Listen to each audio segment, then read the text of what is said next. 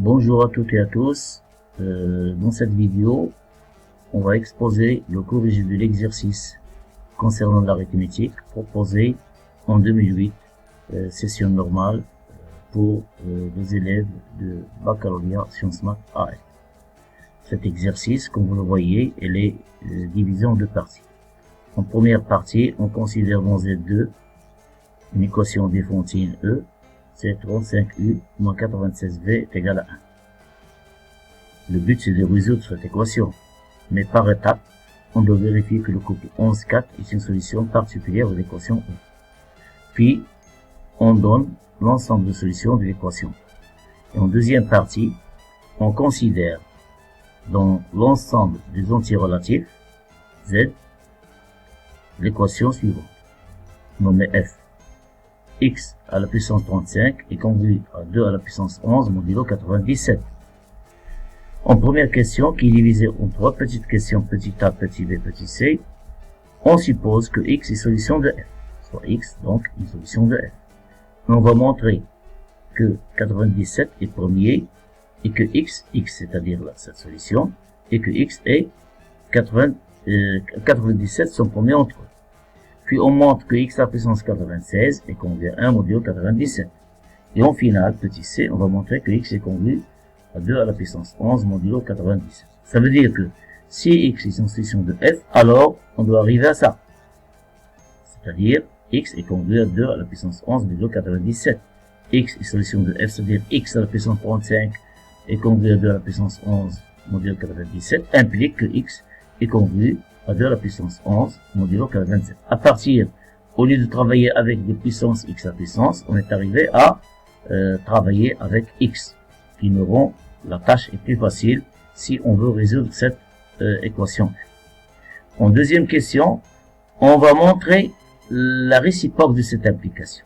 C'est-à-dire que si x vérifie, x est congru à 2 à la puissance 11 modulo 97, alors x est solution, alors x est solution de l'équation f.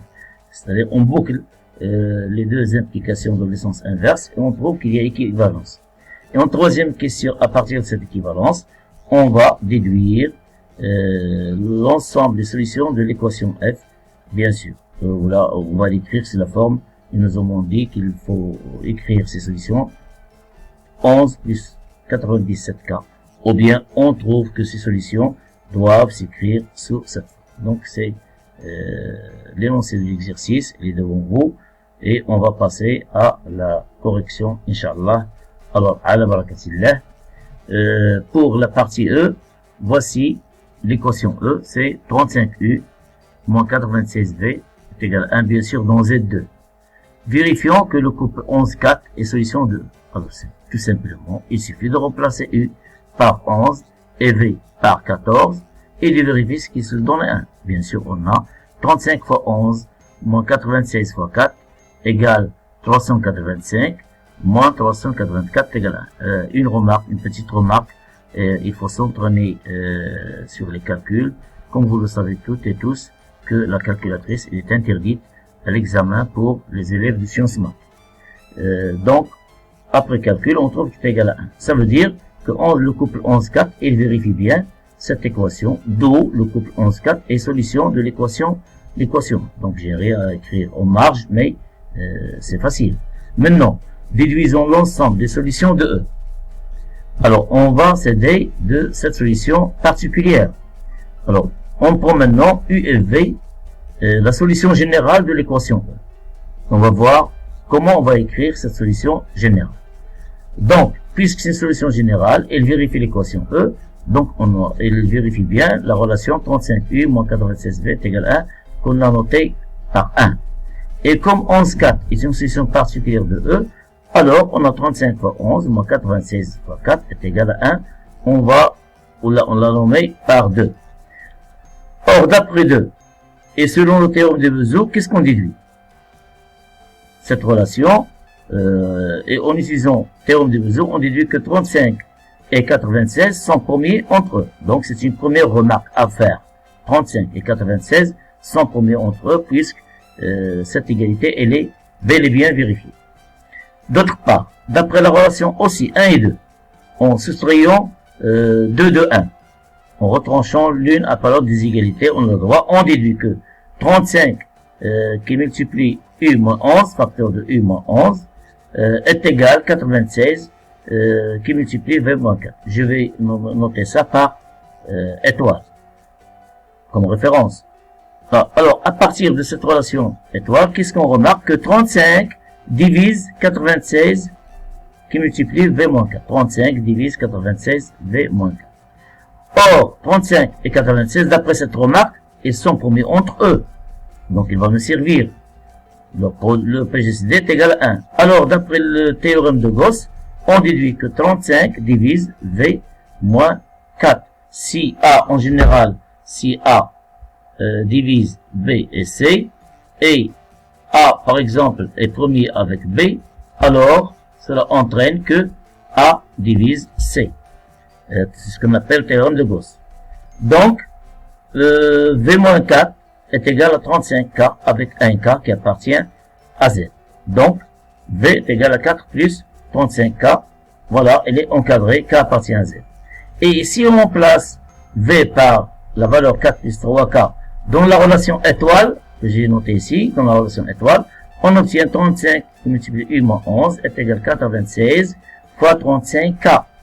En simplifiant par 35 ici du côté, qu'est-ce qu'il reste? U moins 11 est égal à 96K, c'est-à-dire que U est égal à 11 plus 96K qui appartient à Z. Alors voilà, si on se donne un couple qui est la solution générale de l'équation E, U et V, on a trouvé que U et V s'écrivent de cette manière.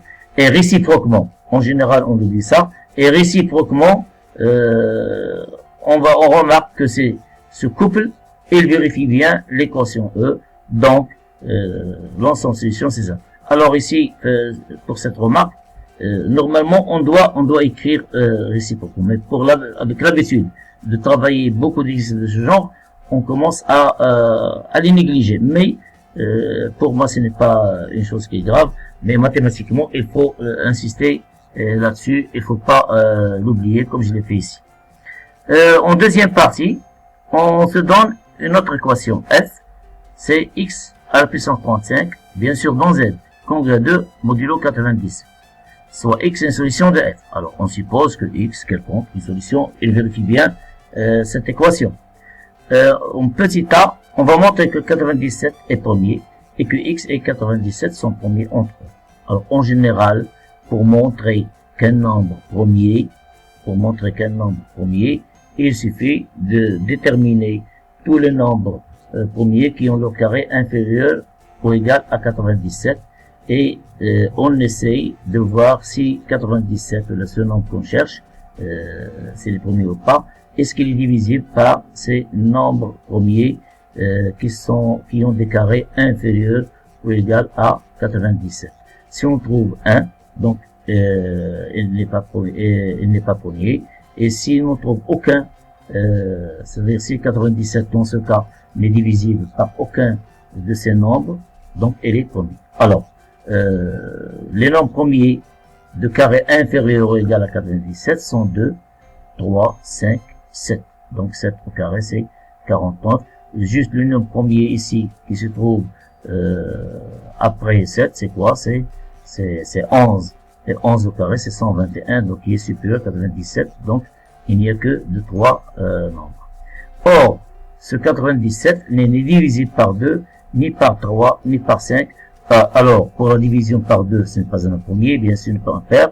N'est pas divisible par 3, la somme des chiffres ici n'est pas un multiple de 3. Elle n'est pas divisible par 5 parce que le nombre des unités de 97 n'est ni 0 ni 5. Et pour 7, elle est simple, il suffit de vérifier qu'il n'est pas divisible par 7, sans perdre beaucoup de temps lors de la division. Et aucun de ces nombres ne divise 97. Donc 97 est un nombre premier. Cela est fait. Maintenant, on va montrer que x, ce fameux x qui est solution de l'équation f, et 97 sont premiers entre eux. Alors il y a plusieurs méthodes. Pour cet exercice, j'ai opté pour cette technique, et dans d'autres exercices, on va voir d'autres techniques. Maintenant, supposons D et le PGCD de x et de 97, le plus grand diviseur commun. Donc d divise x et d divise 97. En principe, d divise 97. Et puisque 97 est le premier, d'après cette première partie, alors forcément d ne peut être que 1 au 97. Maintenant, supposons pour montrer que d il vaut 1, c'est-à-dire que x et 97 sont premiers, on suppose que d est égal à 97, par absurde. Alors, comme d divise x, on a vu ici d divise x, d divise 97, comme d divise x, on aura x est congrue à 0 modulo 97, parce que le reste de la division de x, alors comme d divise x, on aura x est congrue à 0 modulo 97, puisque 97 divise x. Et par suite, x à la puissance 35, en élevant à la puissance 35 ici, on trouve x à la puissance 35 est congrue à 0 modulo 97. C'est-à-dire que x n'est pas une solution de l'équation f, ce qui est absurde, c'est contradictoire avec la donnée de l'exercice. Donc, d ne peut pas être 97, car sinon, on va tomber dans l'absurde. Donc, d ne peut pas être 97, il reste uniquement un seul cas, obligatoirement, et d est égal à 1. D'où le plus grand diviseur commun entre x et 97, c'est 1. Et par suite, x et 97 sont premiers entre. Donc, c'est la première étape pour arriver à montrer la dernière, c'est que x est congrue à 2 à la puissance 11 modulo 97. Maintenant, pour le petit b, on va montrer que x à la puissance 96 il est congrue à 1 modulo 97. Et vous allez remarquer que les questions ici s'enchaînent. Hein? On a, bien sûr, je crois que tous les élèves savent bien qu'est-ce qu'on va utiliser pour arriver à ça. Bien sûr, on va utiliser le petit théorème de Fermat. On a 97 est un nombre premier, et x et 97 sont premiers entre. Donc, selon le petit théorème de Fermat, on déduit tout simplement que x à la puissance 97 moins 1, 97 moins 1, c'est 96, et il est congrue à 1 modulo 97. Donc, il suffit de rappeler ces éléments-là. La question petit c, on va montrer que x est congrue maintenant à 2 à la puissance 11 modulo 97. Alors, pour cela, qu'est-ce qu'on sait pour x? X est solution de l'équation f, c'est-à-dire x à la puissance 35 est congrue à 2 modulo 97. Or, on a vu lors de la première question, la première partie, cette relation 35 fois 11 moins 96 fois 4 égale 1, donc on fait recours à cette relation numéro 2. Pour cela, on va montrer, on va calculer, multiplier, pardon, les taux ou la LV, c'est deux membres de la congruence à la puissance 11, c'est-à-dire on va trouver que x à la puissance 35 fois 11 est congrue à 2 à la puissance 11, modulo 97. Et la relation 2 ne permet d'écrire 35 fois 11 sous la forme 1 plus 96 fois 4. Donc, x est congrue, x à la puissance 96 fois 4 plus 1, et on a remplacé 35 fois 11 par 96 fois 4 plus 1. Il est congrue à 2 à la puissance 11, modulo 87, que l'on a nommé la relation 3. Et comme x, on a ici x à la puissance 80. Cette écriture, c'est quoi? C'est x à la puissance 96, le tout à la puissance 4 fois x. On s'intéresse maintenant à x à la puissance 96 fois 4. Alors, puisqu'on a vu lors de la question petit v que x à la puissance 96 est congrue à 1 modulo 87. En élevant ces deux quantités à la puissance 4, qu'est-ce qu'on obtient? X à la puissance 96 fois 4 est congrue à 1 à la puissance 4, c'est 1 modulo 97. Et pour arriver à ça, il faut suffire multiplier devant par x. Qu'est-ce qu'on obtient? X à la puissance 96 fois 4 plus 1 est congrue à x modulo 97. Cette relation, on l'a nommée 4. Alors, regardons ici la relation 3 et 4. On a ici même nombre. Ici 2 à la puissance 11, donc par transitivité, on peut dire que x est congrue à 2 à la puissance 11 modulo 87. Et voilà, on est arrivé à montrer que si x est solution de l'équation f, après ces étapes, là, on a prouvé que x peut s'écrire sous la formule x est congrue à 2 à la puissance 11 modulo 97. Maintenant, pour la deuxième question, montrons que si x vérifie x est égal à la puissance 11 modulo 97, alors x est une solution de f. C'est-à-dire, on va boucler l'équivalence. On a montré lors de la question 1 une seule application. Maintenant, on va montrer l'implication inverse, réciproque. Supposons que x est congru à 2 à la puissance 11 modulo 87. Il faut arriver à x à la puissance 35, il est congru à 2 modulo 97. Donc, on va élever les deux côtés de la congruence, les deux membres de la congruence à la puissance 35. On obtient x à la puissance 35 est congru à 2 à la puissance 11 fois 35 modulo 97. Et alors, maintenant, encore une fois, on va faire recours à la relation 2 qui est en haut.